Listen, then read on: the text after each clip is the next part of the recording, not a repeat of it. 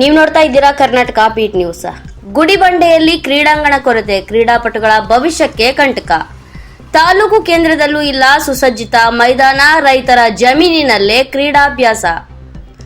ಕ್ರೀಡಾಂಗಣವೇ ಇಲ್ಲದೆ ಗುಡಿಬಂಡೆ ತಾಲೂಕು ಲೇಔಟ್ ಖಾಲಿ ಜಮೀನುಗಳೇ ಯುವಕರಿಗೆ ಮೈದಾನ.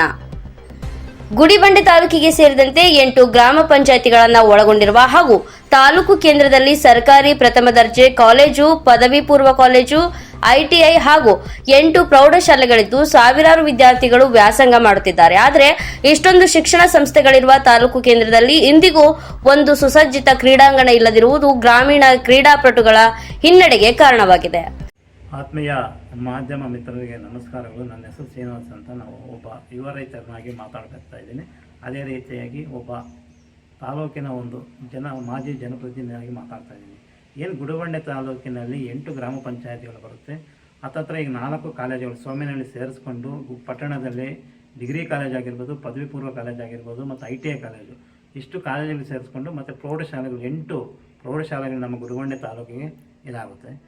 ಈ ಗುಡಿಬಂಡೆ ತಾಲೂಕಿನಲ್ಲಿ ಸುಮಾರು ವರ್ಷಗಳಿಂದ ಒಂದು ಯುವಕರಲ್ಲಿ ಮತ್ತು ವಿದ್ಯಾರ್ಥಿಗಳಲ್ಲಿ ಒಂದು ವ್ಯವಸ್ಥೆ ಇಲ್ಲದ ಒಂದು ಕ್ರೀಡಾಂಗಣ ಅಭಿವೃದ್ಧಿ ಇಲ್ಲದೇ ಇರುವಂಥ ಒಂದು ದುರಷ್ಟಕರ ಸಂಗತಿಯಾಗಿದೆ ಗುಡಿಬಂಡೆ ತಾಲೂಕಿಗೆ. ಕಾರಣ ಏನಂದರೆ, ಸುಮಾರು 3 ವರ್ಷಗಳಿಂದ ನಾವೇ ಮಾಧ್ಯಮ ಮುಖಾಂತರ ಒಂದು ಮಾಡಿದ್ವಿ, ಕ್ರೀಡಾಂಗಣ ಬೇಕು ಈ ಗುಡಿಬಂಡೆ ತಾಲೂಕಿಗೆ. ಯಾಕೆಂದರೆ ಮೊದಲು ಗುಡಿಬಂಡೆ ತಾಲೂಕಿನಲ್ಲಿ ಕ್ರೀಡಾಪಟುಗಳು ಹೆಚ್ಚಾಗಿದ್ದರು. ಒಂದು ಹೆಸರುವಾಸಿ ಮಾಡಿರುವಂಥ ಒಂದು ಕ್ರೀಡಾಪಟುಗಳಿಗೆ ಮತ್ತು ಜಿಲ್ಲಾ ಮಟ್ಟದಿಂದ ತಾಲೂಕು ಮಟ್ಟದಿಂದ ಸ್ಟೇಟ್ ಮಟ್ಟ ತನಕ ರಾಜ್ಯ ಮಟ್ಟ ತನಕ ಹೋಗಿರುವಂಥ ಒಂದು ಇತಿಹಾಸ ಇರುವಂತಹ ಒಂದು ಗುಡಿಬಂಡೆ ತಾಲೂಕು. ಯಾಕೆ ನಮ್ಮ ಜನಪ್ರತಿನಿಧಿಗಳು ಮತ್ತು ಸಂಬಂಧಿಸಿದ ಅಧಿಕಾರಿಗಳು ಕ್ರೀಡಾಂಗಣ ಮಾಡುವುದಕ್ಕೆ ಹಿಂದೇಟಾಗ್ತಾ ಇದ್ದಾರೆ ಎಂದು ಗೊತ್ತಾಗ್ತಾ ಇದೆ. ಪ್ರಸ್ತುತ ವಿದ್ಯಾರ್ಥಿಗಳು ಹಾಗೂ ಯುವಕರು ಖಾಸಗಿ ಲೇಔಟ್ಗಳಲ್ಲಿ ಮತ್ತು ರೈತರ ಖಾಲಿ ಜಮೀನುಗಳನ್ನು ತಾವೇ ಸ್ವಚ್ಛಗೊಳಿಸಿಕೊಂಡು ವಾಲಿಬಾಲ್, ಕ್ರಿಕೆಟ್ ಮುಂತಾದ ಆಟಗಳನ್ನು ಆಡುತ್ತಿದ್ದಾರೆ. ಕ್ರೀಡಾಸಕ್ತಿ ಇದ್ದರೂ ಸೂಕ್ತ ಮೈದಾನ ಮತ್ತು ಮೂಲಭೂತ ಸೌಕರ್ಯಗಳಿಲ್ಲದೆ ಗ್ರಾಮೀಣ ಪ್ರತಿಭೆಗಳು ಅವಕಾಶಗಳಿಂದ ವಂಚಿತರಾಗುತ್ತಿದ್ದಾರೆ. ಇನ್ನು ತಾಲೂಕಿನಲ್ಲಿ ಪ್ರತ್ಯೇಕ ಸಾರ್ವಜನಿಕ ಮೈದಾನವಿಲ್ಲದ ಕಾರಣ ಪ್ರತಿ ವರ್ಷ ಸರ್ಕಾರಿ ಕಾರ್ಯಕ್ರಮಗಳು ಹಾಗೂ ಕ್ರೀಡಾ ಪಂದ್ಯಾವಳಿಗಳನ್ನು ಸರ್ಕಾರಿ ಪದವಿ ಪೂರ್ವ ಕಾಲೇಜಿನ ಆವರಣದಲ್ಲೇ ನಡೆಸಲಾಗುತ್ತದೆ. ವರ್ಷದಲ್ಲಿ ಸುಮಾರು 20 ರಿಂದ 30 ದಿನಗಳು ಕಾಲೇಜು ಮೈದಾನದಲ್ಲೇ ವಿವಿಧ ಕಾರ್ಯಕ್ರಮಗಳು ನಡೆಯುವುದರಿಂದ ಧ್ವನಿವರ್ಧಕಗಳ ಸದ್ದು ಮತ್ತು ಜನಸಂದಣಿಯಿಂದಾಗಿ ವಿದ್ಯಾರ್ಥಿಗಳಿಗೆ ತರಗತಿಯಲ್ಲಿ ಗಮನ ಹರಿಸಲು ಮತ್ತು ಅಭ್ಯಾಸ ಮಾಡಲು ತೀವ್ರ ತೊಂದರೆಯಾಗುತ್ತಿದೆ. ನಮ್ಮ ಸ್ಥಳೀಯ ಶಾಸಕರು 3 ಬಾರಿ ಗೆದ್ದಿರುತ್ತಾರೆ. ಸ್ವಾಮಿ, ನೀವೇನು ಮಾಡ್ತಾ ಇದ್ದೀರಿ? ಶಾಶ್ವತವಾದ ಅದೇ ನಾನು ಕಳೆದ 15 ವರ್ಷಗಳಿಂದ ದಿವಂಗತ GV ಶ್ರೀರಾಮರೆಡ್ಡಿ ಅವರು ಶಾಶ್ವತವಾದಂಥ ಒಂದು ಡಿಗ್ರಿ ಕಾಲೇಜ್ ಮಾಡಿದ್ದಾರೆ. ಮತ್ತು ಒಂದು KSRTC ಬಸ್ ನಿಲ್ದಾಣ ಮಾಡಿದ್ದಾರೆ. ಇಲ್ಲಿ ಹೈಬಿ ಆಗಿರ್ಬೋದು, ಶಾಶ್ವತವಾದಂಥ ಒಂದು ಕೆಲಸ ಮಾಡಿದ್ದಾರೆ. ಆದರೆ ನೀವೇನು ಮಾಡ್ತಾ ಇದ್ದೀರ ಸ್ವಾಮಿ? ಅದೇ ರೀತಿಯಾಗಿ ಒಂದು ರಾಷ್ಟ್ರೀಯ ಹಬ್ಬಗಳು ಮಾಡಬೇಕು ಅಂದರೆ ಜಾಗದ ಕೊರತೆ ಇದೆ. ಅಲ್ಲಿ ರಾಮಪಟ್ಟಣ ಸರ್ಕಲ್ ನೀವೇ ನೋಡ್ತಾ ಇದ್ದೀರಾ, ನೀವೇ ಎಷ್ಟೊಂದು ಬಾರಿ ಇದು ಮಾಡಿದ್ದೀರಾ. ಅಲ್ಲಿ ಹೋಗಿ ಬರೋಕ್ಕೆ ಆಗ್ತಾಯಿಲ್ಲ, ವಿದ್ಯಾರ್ಥಿಗಳು ಹೋಗಿ ಬರೋಕ್ಕಲ್ಲ. ರಾಷ್ಟ್ರೀಯ ಹಬ್ಬಗಳಲ್ಲಿ ಯಾವ ರೀತಿಯ ಪರಿಸ್ಥಿತಿ ನಿರ್ಮಾಣ ಆಗ್ತಾ ಇದೆ ಎಂಬುದು ಎಲ್ರಿಗೂ ತಾಲೂಕಿನ ಜನತೆಗೆ ಗೊತ್ತಿರುವಂಥ ಒಂದು ವಿಷಯ. ಯಾಕೆ ನೀವು ಇದ್ರ ಬಗ್ಗೆ ಗಮನ ಹರಿಸ್ತಾ ಇಲ್ಲ? ಸುಮಾರು ಕಡೆ ಸರ್ಕಾರಿ ಜಮೀನುಗಳಿದೆ. ಈಗ ನಮ್ಮ ತಾಲೂಕಿನಲ್ಲಿ ಅಥವಾ ನಮ್ಮ ಕ್ಷೇತ್ರದಲ್ಲಿ ಏನಾಗ್ತಾಯಿದೆ ನಿಮಗೂ ಗೊತ್ತಿರುವಂಥ ಒಂದು ವಿಷಯ. ಶಾಸಕರೇ, ನಿಮ್ಮ ಅನುಯಾಯಿಗಳಾಗಿರ್ಬೋದು, ನಿಮ್ಮ ಸಂಬಂಧಿಕರಾಗಿರ್ಬೋದು, ಅವ್ರು ಕಬಳಿಕೆ ಮಾಡಿಕೊಂಡು ಇದು ಮಾಡ್ತಾರೆ. ನಾವು ನಿಮ್ಮ ಮೇಲೆ ಆರೋಪ ಮಾಡ್ತಾ ಇಲ್ಲ. ನೀವು ಜನಪ್ರತಿ ಅದನ್ನು ನಿಲ್ಲಿಸುವ ಜವಾಬ್ದಾರಿ ನಿಮ್ಮದಾಗಿರುತ್ತದೆ. ಆದರೆ ನಮ್ಮ ಗುಡಿಬಂಡೆ ಪಟ್ಟಣ ಸುತ್ತಲೂ ಸುಮಾರು ಸರ್ಕಾರಿ ಗೋಮಾಳ ಆಗಿರ್ಬೋದು, ಸರ್ಕಾರಿ ಜಮೀನಿದೆ.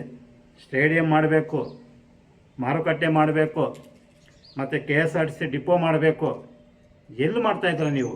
3 ಬಾರಿ ಗೆದ್ದಿರೋಂಥ ನಿಮ್ಮ ಅನುಯಾಯಿಗಳು ಹೇಳ್ತಾ ಇದ್ದಾರೆ, ನಾವು ಹೇಳ್ತಾ ಇದ್ದೀವಿ. ನಾವು ಬೇರೆ ಡಿಸ್ಟ್ರಿಕ್ಕು ಬೇರೆ ಇದಕ್ಕೇನೋ ಹೋಗ್ಬೇಕಂದ್ರೆ ನಿಮ್ಮ ಶಾಸಕರು 3 ಬಾರಿ ಗೆದ್ದಿದ್ದಾರಲ್ಲ, ಏನೇನು ಅಭಿವೃದ್ಧಿ ಮಾಡ್ತಾ ಇದ್ದಾರೆ ಅಂತ ಕ್ವಶನ್ ಮಾಡ್ತಾ ಇದ್ದಾರೆ. ನೀವು ಶಾಶ್ವತವಾದಂಥ ಒಂದು ಕೆಲಸ ಯಾವ್ದು ಮಾಡಿದ್ದಾರೆ ಹೇಳಿ? ಬರುತ್ತೆ. ರೆಸಿಡೆನ್ಷಿಯಲ್ ಸ್ಕೂಲ್ ಅಂತ ಹೇಳ್ತಾ ಇದ್ದೀರಲ್ಲ, ಅದು ಸರ್ಕಾರದಿಂದ ನೀವೇ ಅಲ್ಲ, ಯಾರೊಬ್ಬ ML ಇದ್ರೂ ಅಲ್ಲಿ ನಿಮ್ಗೆ ನಮ್ಮ ಕ್ಷೇತ್ರಕ್ಕೆ ಬರುವ ಅನುದಾನ ಬರ್ತಾ ಇದೆ. ಆದರೆ ವಿಶೇಷ ಇದರಲ್ಲಿ ನಿಮ್ಮದೇ ಸರ್ಕಾರ ಇದೆ, ರಾಜ್ಯ ಸರ್ಕಾರ ನಿಮ್ಮದೇ ಆದಿದೆ. ನೀವು 3 ಬಾರಿ ಗೆದ್ದಿರುವಂಥವ್ರು, 2 ಬಾರಿ ನಿಮ್ಮದೇ ಕಾಂಗ್ರೆಸ್ ಸರ್ಕಾರ ಇತ್ತು. ಎಲ್ಲಿ ಮಾಡಿದ್ದೀರಾ ಗುಡಿಬಂಡೆ ತಾಲೂಕಿಗೆ? ಚೇಳುಗಲ್ಲಿ ಏನು ಮಾಡ್ತಾ ಇದ್ದೀರಾ? ಗುಡಿಬಂಡೆಗೆ ಸಂಬಂಧಪಟ್ಟಂತೆ ಗುಡಿಬಂಡೆಗೆ ಸಂಬಂಧಪಟ್ಟಂತಹ ಒಂದು ಶಾಶ್ವತವಾದ ಒಂದು ಕೆಲಸ ಮಾಡುವಲ್ಲಿ ಸಂಪೂರ್ಣವಾಗಿ ವಿಫಲರಾಗಿದ್ದಾರೆ ನಮ್ಮ ಸ್ಥಳೀಯ ಶಾಸಕರು. ಈಗ ಸುಮಾರು 15 ದಿವಸಗಳಿಂದ ಬರ್ತಾ ಇದೆ ಭೂ ಕಬಳಿಕೆ ಅಂತ. ಒಂದಾದರೂ ನೀವು ಒಂದು ಮಾಧ್ಯಮದಲ್ಲಿ ಹೇಳಿದ್ದೀರಾ? ನಿಮ್ಮ ಅನುಯಾಯಿಗಳು ಹೇಳ್ತಾ ಇದ್ದಾರೆ, ನಾವು ಒಪ್ಕೊಂತೀವಿ ಇಲ್ಲ ಅಂತ ಹೇಳ್ತಾ ಇಲ್ಲ. ದಲಿತರ ಜಮೀನುಗಳು ಹೋಗ್ತಾ ಇದೆ. ಆದರೆ ನಮ್ಮ ಗುಡಿಬಂಡೆ ಸುತ್ತಮುತ್ತ ಸುಮಾರು ಜಮೀನುಗಳು ಬೇರೆ ಬೇರೆ ಖಾಸಗಿ ವ್ಯಕ್ತಿಗಳಾಗಿರ್ಬೋದು, ಭೂಕಳ್ಳರು, ಮಾಫಿಯಾದವರು ಮತ್ತು ಬೇರೆ ಬೇರೆ ನಿಮ್ಮ ಸಂಬಂಧಿಕರೇ ಲಪ್ಟಾಯಿಸ್ತಾರಂತ ಒಂದು ಪೇಪರಲ್ಲಿ ಮಾಧ್ಯಮದಲ್ಲಿ ನಾವು ನೋಡ್ತಾ ಇದ್ವಿ. ಆದರೆ ಅದ್ರ ಬಗ್ಗೆ ನೀವು ಪ್ರಶ್ನೆ ಮಾಡಿದ್ದೀರಾ? ಈಗ ಸೋಮಲಾಪುರಕ್ಕೆ ಕಾಂಪೌಂಡ್ ವ್ಯವಸ್ಥೆ ಮಾಡಿದ್ದೀರಂತ ಎಲ್ಲ ಮೀಡಿಯಾದಲ್ಲೂ ಎಲ್ಲ ಪೇಪರಲ್ಲೂ ಒಂದು ವಾರದಿಂದ ಅದೇ ಚರ್ಚೆ ಆಗ್ತಾ ಇದೆ. ನೀವು ಮಾಡಿದಾರೋ ನಮ್ಗೆ ಗೊತ್ತಿಲ್ಲ, ನಿಮ್ಮ ಅನುಯಾಯಿಗಳು ಮಾಡಿದಾರೋ ನಮ್ಗೆ ಗೊತ್ತಿಲ್ಲ. ಆದರೆ ನಿಮ್ಮ ಜವಾಬ್ದಾರಿ, ತಾಲೂಕು ದಂಡಾಧಿಕಾರಿ ಜವಾಬ್ದಾರಿ, ಅಲ್ಲಿ ಹೋಗಿ ತಡೆಗೋಡೆ ಯಾರು ಕಟ್ಟಿದ್ದಾರೆ ಅವ್ರ ಮೇಲೆ ಆಕ್ಷನ್ ತಗೊಳ್ತಾ ಇದ್ದಾರೆ. ನೀವು ಯಾಕೆ ಮಾಡ್ತಾ ಇಲ್ಲ? ಮುಂದಿನ ದಿನಗಳಲ್ಲಿ ಈಗ ಉದಾಹರಣೆಯಾಗಿ ರಮೇಶ್ ಕುಮಾರ್ದು ಏನಾಯಿತು? ರಮೇಶ್ ಕುಮಾರ್ದು ಸುಮಾರು ಎಕರೆ ಸರ್ಕಾರಿ ಜಮೀನನ್ನು ಕಬಳಿಕೆ ಮಾಡಿದರು ಮಾಜಿ ಸ್ಪೀಕರ್. ಅದೇ ಪರಿಸ್ಥಿತಿ ನಿಮಗೂ ಬರುತ್ತೆ. ದಯವಿಟ್ಟು ಇಲ್ಲ ಈಗಲಾದರೂ ಎಚ್ಚೆತ್ತುಕೊಂಡು ಅದಕ್ಕೆ ಸಂಬಂಧಪಟ್ಟ ಅಧಿಕಾರಿಗಳಾಗಿರ್ಬೋದು, ನೀವು ಸೇರಿಕೊಂಡು ಅದೇನು ತಡೆಗೋಡೆ ನಿರ್ಮಾಣ ಮಾಡಿದ್ರೆ ಅದು ಕೂಡಲೇ ಒತ್ತುವರಿಯನ್ನು ಬಿಡಿಸಬೇಕಂತ ನಾವು ಒತ್ತಾಯ ಮಾಡ್ತಾಯಿದ್ದೀವಿ. ಅದೇ ಥರವಾಗಿ ನಮ್ಮ ಪ್ರಥಮ ದರ್ಜೆ ಕಾಲೇಜಿನ ಆವರಣ ಸುತ್ತಲೂ ಸುಮಾರು ಆಗ ದಾನಿಗಳು ನಾಗಪ್ಪ ಅಮ್ಮ ದಂಪತಿಗಳು ಸುಮಾರು 5 ಎಕರೆ ಜಮೀನು ಜಿ ವಿ ಶ್ರೀರಾಮ್ ರೆಡ್ಡಿ ಅವಧಿಯಲ್ಲಿ ಉಚಿತವಾಗಿ ಜಾಗವನ್ನು ನೀಡಿರ್ತಾರೆ. ಅಲ್ಲಿ ಸುಮಾರು ಅಂದರೆ 1.5 2 ಎಕರೆ ಕಟ್ಟಿದ್ದಾರೆ. ಏನು ಪ್ರಥಮ ದರ್ಜೆ ಕಾಲೇಜು. ಉಳಿದ ಒಂದು 3 ಎಕರೆ ಜಮೀನಿದೆ.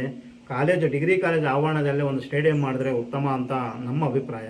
ಅದೇ ರೀತಿಯಾಗಿ ಅಮಾನಿ ಬೈರಸಾರ ಕೆಳಗಡೆ ಸುಮಾರು ಗೋಮಾಳ ಸರ್ಕಾರಿ ಜಮೀನಿದೆ, ಅಲ್ಲಾದರೂ ವ್ಯವಸ್ಥೆ ಮಾಡ್ಬೋದು. ಆದರೆ ನೀವು ಎಲ್ಲೂ ಮಾಡ್ತಾ ಇಲ್ಲ. ಯಾಕೆ ಮಾಡ್ತಾ ಇಲ್ಲ? ಅನುದಾನ ಬರ್ತಾ ಇಲ್ಲ, ನಿಮ್ಮದೇ ಆದಂಥ ಒಂದು ಸರ್ಕಾರ ಇದೆ, ಯಾಕೆ ಮಾಡ್ತಾ ಇಲ್ಲ? ಮಾನ್ಯ ಶಾಸಕರು, ನಾವು ಪ್ರಶ್ನೆ ಮಾಡ್ತಾ ಇದ್ದೀವಿ. ಇನ್ನು ಒಂದು ಕಾಲದಲ್ಲಿ ಗುಡಿಬಂಡೆ ತಾಲೂಕು ಜಿಲ್ಲಾ ಹಾಗೂ ರಾಜ್ಯ ಮಟ್ಟದಲ್ಲಿ ಮಿಂಚಿದ ಅನೇಕ ಪ್ರತಿಭಾವಂತ ಕ್ರೀಡಾಪಟುಗಳನ್ನ ಕೊಡುಗೆಯಾಗಿ ನೀಡಿದೆ. ಆದರೆ ಇತ್ತೀಚಿನ ವರ್ಷಗಳಲ್ಲಿ ಅಗತ್ಯ ಕ್ರೀಡಾ ಸೌಲಭ್ಯಗಳ ಕೊರತೆಯಿಂದಾಗಿ ಯುವಕರಿಗೆ ಸೂಕ್ತ ವೇದಿಕೆ ಸಿಗದಂತಾಗಿದೆ. ಗ್ರಾಮೀಣ ಯುವಕರ ಮತ್ತು ವಿದ್ಯಾರ್ಥಿಗಳ ಶೈಕ್ಷಣಿಕ ಹಾಗೂ ಕ್ರೀಡಾ ಭವಿಷ್ಯದ ಹಿತದೃಷ್ಟಿಯಿಂದ ಸಂಬಂಧಪಟ್ಟ ಜನಪ್ರತಿನಿಧಿಗಳು ಮತ್ತು ಅಧಿಕಾರಿಗಳು ತಕ್ಷಣವೇ ಗಮನ ಹರಿಸಿ ತಾಲೂಕು ಕೇಂದ್ರದಲ್ಲಿ ಶಾಶ್ವತ ಸುಸಜ್ಜಿತ ಕ್ರೀಡಾಂಗಣ ನಿರ್ಮಿಸಬೇಕೆಂದು ಸ್ಥಳೀಯ ಸಾರ್ವಜನಿಕರು ಒತ್ತಾಯಿಸಿದ್ದಾರೆ. ಕ್ಷಣ ಕ್ಷಣದ ಸುದ್ದಿಗಾಗಿ ನೋಡ್ತಾ ಇರಿ ಕರ್ನಾಟಕ ಬೀಟ್ ನ್ಯೂಸ್.